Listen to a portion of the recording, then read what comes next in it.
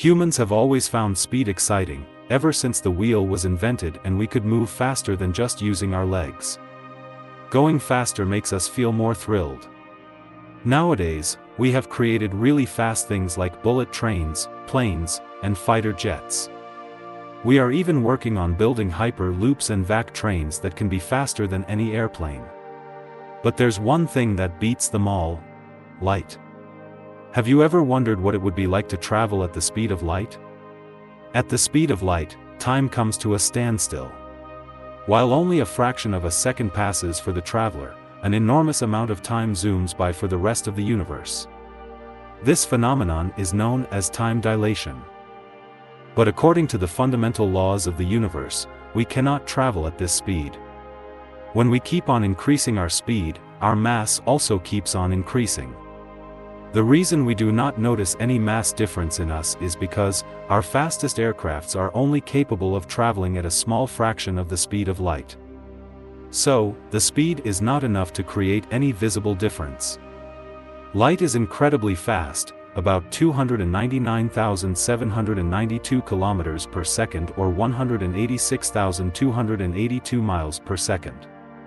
At this speed, an object behaves as if it has infinite mass. But it takes an infinite amount of energy to move an object with infinite mass, which is not practical. But let's assume we manage to reach these incredible speeds, then what would happen? When we approach the speed of light, things in front of us appear squished together. It's like looking through a blurry tunnel where objects seem compressed or squeezed. This occurs because the light waves coming from those objects get crowded together. Imagine if you could travel to Mars and back at 90% of the speed of light. The total distance you would cover is about 450 million kilometers, and assuming no stops or delays, the entire trip would take approximately 16 minutes and 40 seconds from the perspective of people on Earth observing your journey. However, here's the interesting part: as a space traveler, you would only experience 8 minutes and 20 seconds during the entire trip. This is because when you move at such high speeds, a phenomenon called time dilation occurs.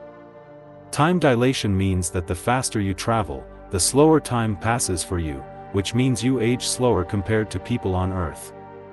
Imagine if you could travel at 99.99% of the speed of light to Alpha Centauri, which is about 4.35 light-years away from Earth. If you made a round trip from Earth to Alpha Centauri at that speed without any stops or delays, it would take about 8 years and 8 months for people on Earth. However, during this journey, you would only experience around 1.5 months. In other words, while your friends on Earth would have aged 8.7 years, you would have aged only about 1.5 months. As we venture closer to the speed of light, time dilation offers exciting possibilities for interstellar travel, enabling us to explore distant cosmic wonders. However, surpassing the speed of light remains a tantalizing dream, challenging us to unravel the secrets of the universe.